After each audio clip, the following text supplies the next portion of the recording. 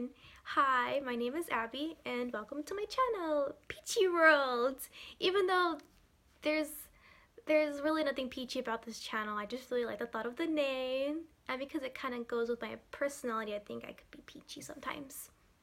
Yes! I just wanted to go ahead and first apologize because I have been saying that I was going to go ahead and make a video now for the longest freaking time. And I think I first mentioned wanting to start a channel, I think maybe it was already last year, sometime in December or like in the beginning, like before December. I don't freaking know. I have been mentioning that I was gonna start a channel like multiple freaking times and I never did. And the reason is because when I'm very, very, very lazy. I mean, I say a lot of things that I'm gonna do, but I never do it, which is really bad. It's a really, really, really bad habit of mine, but time to do things. But as you can see, I have the time right now. So after giving it some thought, I have decided that my first video is going to be the time where I met this really creepy guy on the bus. And okay, for those of you who don't have a job and are broke like me and can't afford a car, you take the bus. And if you guys do take the bus, I'm pretty sure you have had your fair share of pretty off people. I mean, I'm not the only one, but I just felt like I should share it with you guys. So I'm gonna go ahead and tell that story. I believe that this incident occurred during the time where I was, I believe, in my sophomore year of high school. I don't know, I swear my memory is so bad.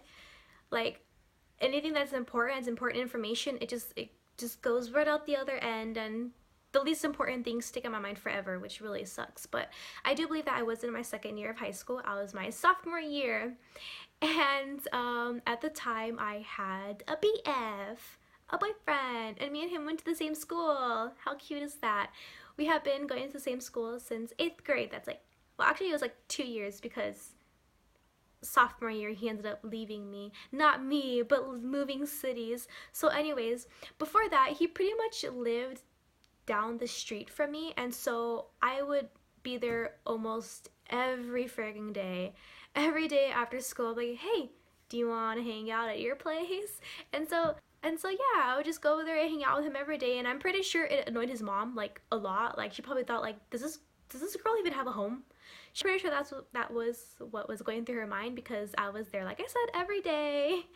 And then, but eventually, once we hit our sophomore year of high school, that's when he ended up moving far away to another city. It really wasn't that far. I mean, I can go ahead and ride my bike over there if I wanted to, but because I'm so lazy, I went ahead and resorted to taking the bus. And taking the bus is nothing new to me, really. I mean, I take it every day. I mean, to this day, I still take it to school because I'm broke, I don't have money, and I can't afford my own car. So I would take the bus.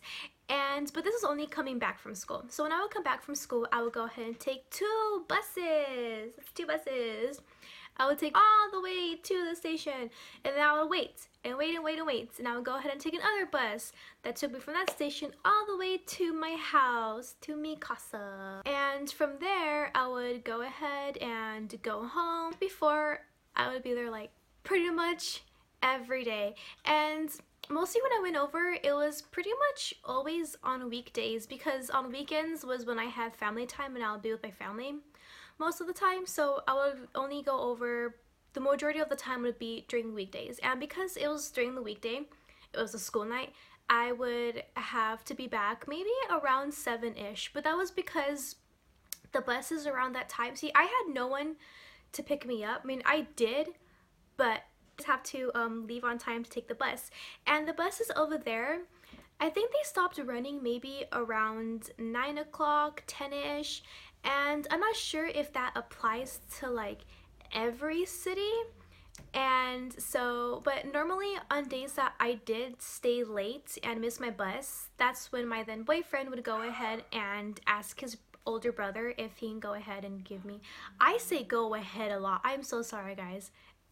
Anyways, like I was said, on the days that I did end up staying late to where I missed my bus, my then boyfriend would ask his older brother if he can give me a ride home. And sometimes it wouldn't bother me that much, but honestly, like, if you really know me, I do not really like asking favors for people, and when I do, I feel extremely awkward about it, and especially when it comes to rides. So that's what he would do. And on the day that this particular incident happened, it was, of course, like I said, during the time of December, so it got really late, and I ended up missing my bus around 7. And so it was already really dark outside, so my boyfriend, he went to go ask his brother if he can give me a ride home. But before he did, I kind of said, like, no, it's okay. Because like I said, I felt really bad. And on this day, I felt like extra bad for some reason. And I said no, that it was fine. I felt bad. He had to work the next day. I can go ahead and take this last bus. It's okay. And after a little bit of convincing, he said okay. And he walked me over to my stop. And he waited for me until my bus got there, and then I got on and blah, blah, blah. So when I got on the bus, like when I first got in, there wasn't really that much people. There may be like 7 to 8 people, maybe 9 people. There really wasn't a lot of people in the bus. And if you've taken a city bus before, it's kind of, so like when you first walk in, they have like these chairs that are along the sides of the bus that are like against the windows. And then, yeah, so like on those chairs were there, those are like where the disabled, the handicapped people sit. I mean, anyone can sit there, but those are mostly for the handicapped people, because those chairs right there, the seats are able to like move up, so that if you have a wheelchair or if you have like a big old crate thing with you, you can go ahead and move that seat up and buckle yourself in. And then the rest, it has 2 aisles and then regular seats, 2 people each row. And so I sat in the first row on the first seat that was facing towards the bus, not the handicap seats. And I remember I sat in front of this guy he was really heavy set, like maybe I think he was overweight. And I remember he was wearing like this fedora, and he had on like this really big, huge brown leather jacket thing. And then there was a woman in front of me. Like this woman, she is what you people call today thick, really thick. Like, yeah, she was really and so anyways, the bus started moving, and a few stops further, that's when the woman sitting in front of me, that's when she pressed the little ding ding ding bell thingy and requested for the bus to stop. And the moment that she stood up, like that's the guy behind me, that's when he started to say things along the lines of, her ass is so fat. She has the most fattest ass that I have ever seen in the world. And then just, like, I feel really awkward saying it, but that's what he said. And the whole time until she got off on her stop, that's what she was talking about how big her booty was. And like I said, he didn't care about what anyone thought. He was just letting the whole world know that he loved her ass. And honestly, that made me feel really, really, really uncomfortable. I mean, the whole time I was just kind of just like sinking into my seat, because I did not want to be there. And so eventually, finally, she did get off the bus and he stopped. And what kind of like surprised me too is that she didn't say anything. Like, she didn't acknowledge him at all. Maybe she didn't really, I know she heard him. He was talking so loud, everyone heard him. Maybe she was just being smart and didn't want to acknowledge him or anything. But she didn't say anything, and she got off the bus, and then he stopped. And I thought, okay, fine, this is it. It's over. And I know that I should have moved seats. That probably would have been the smartest idea. Thinking about it now, I'm kind of like smacking myself in the head because of it. But I felt so awkward. Like, I thought that if I were to move, that would probably provoke him in a way, and he would want to like talk to me. And I didn't want that, so I thought maybe staying there and keeping quiet and minding my own business, he would have talked to me. And at this point, I probably should have mentioned it before, but I was already, like, the moment that I got on the bus and sat down, I was already like really angry at myself, because I take my earphones everywhere. I have to have my music with me at all times because I don't really like talking to people. I don't really like having to go through that. And so I take my earphones with me all the time because if you have your earphones in, no one's going to want to talk to you unless they're kind of an asshole, and they will talk to you even if you have your earphones in, but that's hardly the case for me. So I didn't bring them. And so at this point, I was really regretting it because I really did not want to hear that. But I did. And so I thought it was over. So I just kind of sat back in my seat. I was leaning against the window, just chilling there like, okay, my stop is coming. And it was. I went ahead and I called my mom. And I told her, hey, Mom, I am almost home. I am just a few stops away. I see my stop right ahead. I'm going to be home pretty soon. And she said, okay. But before I hung up, I missed my stop.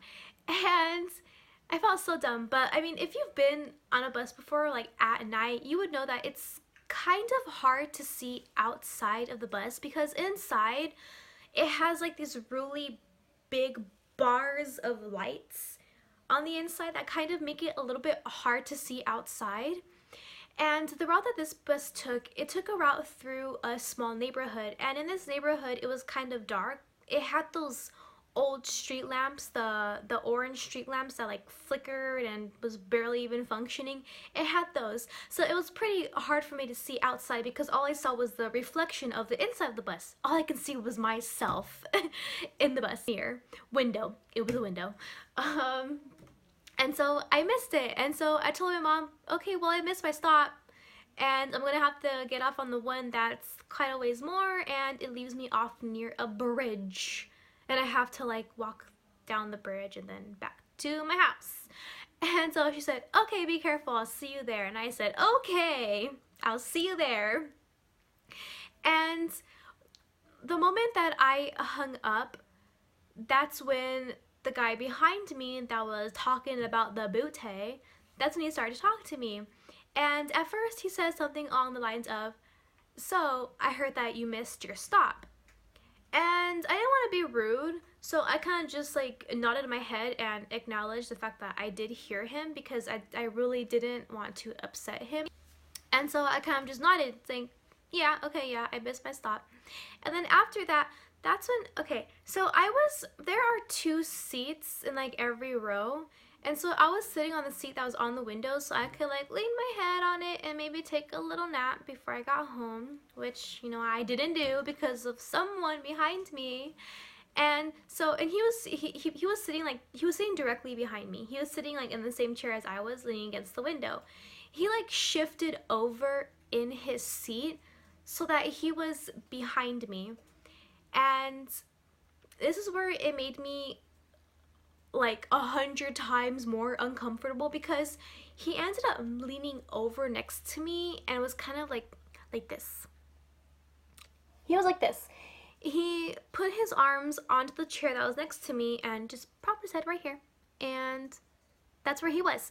And I can feel him on me. I can feel the heat coming off from his body, and when he spoke to me, feel his breath on me, and I remember it so clearly. It smelled like cigarettes, and himself, like his whole self, he just gave off like this really uncomfortable heat and musky smell with him that made me feel so uncomfortable and fill my body with so much goosebumps.